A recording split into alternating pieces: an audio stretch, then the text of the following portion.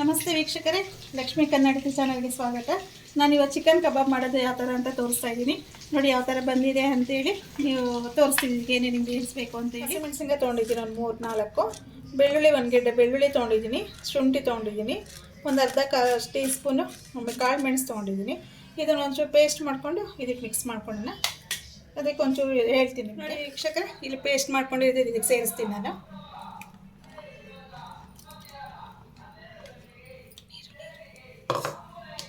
ಮತ್ತು ಒಂದು ಸ್ವಲ್ಪ ಮೊಟ್ಟೆ ಒದ್ದು ಹಾಕ್ಕೊತೀನಿ ನಾನು. ಒಂದು ಮೊಟ್ಟೆ ಹಾಕ್ಕೊತೀನಿ ನೋಡಿ. ಸ್ವಲ್ಪ ನಿಂಬೆಹಣ್ಣು ಸೇರಿಸ್ತೀನಿ, ಒಂದು ಸಣ್ಣದೊಂದಿದೆ ಹಾಗಾಗಿ ಒಂದು ಸೇರಿಸ್ತೀನಿ ನಾನು.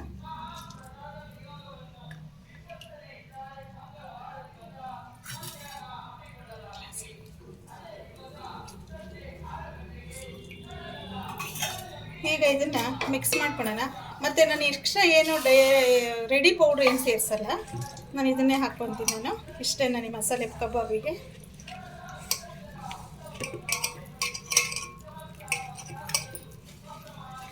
ನೋಡಿ,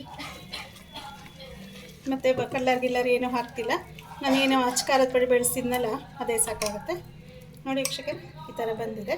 ಇದು ಚಿಕನ್ ಸೇರಿಸ್ಬಿಟ್ಟು ನಾವು ಮಿಕ್ಸ್ ಮಾಡ್ಕೊಳ್ಳೋಣ ನೋಡಿ.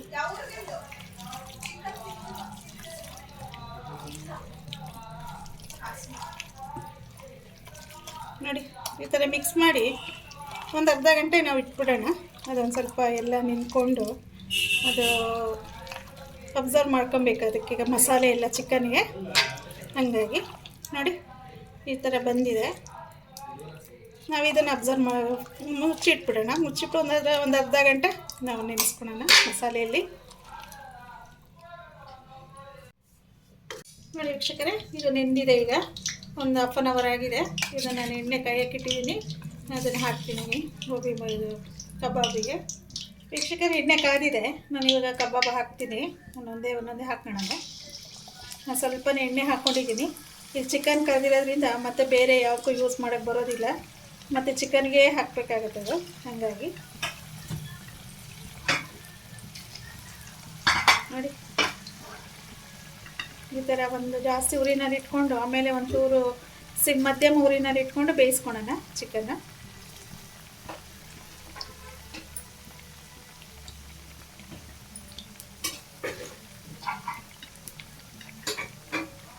ನೋಡಿ ವೀಕ್ಷಕರೇ, ಇದೊಂದು ಸ್ವಲ್ಪ ತಿರುಗಿಸ್ಕೊಳ್ಳೋಣ.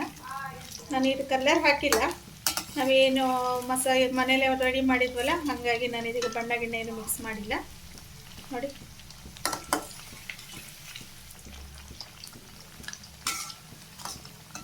ಮತ್ತು ರೆಡಿ ಪೌಡ್ರ್ ಯಾವುದೂ ಹಾಕಿಲ್ಲ, ಮನೆಯಲ್ಲೇ ಮಾಡ್ಕೊಂಡಿರುವಂಥ ಪೌಡ್ರ್ ಇದು ನೋಡಿ ವೀಕ್ಷಕರೇ ಯಾವ ಥರ ಬಂದಿದೆ ಅಂತ.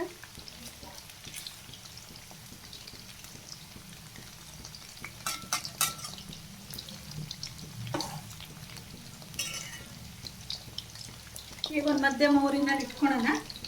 ಮಧ್ಯಮ ಊರಿನಲ್ಲಿ ಇಟ್ಕೊಂಡು ಅದು ಬೇಯಿಸ್ಕೊಳ್ಳೋಣ.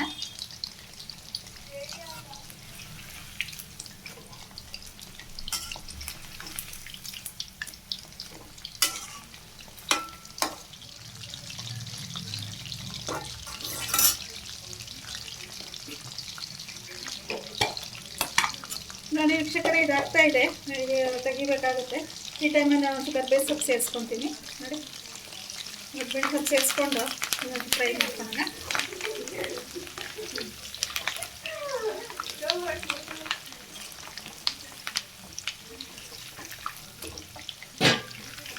ನೋಡಿ ಯಾವ ಥರ ಕಾಣಿಸ್ತಾ ಇದೆ ಕಬಾಬು, ಚಿಕನ್ ಕಬಾಬು.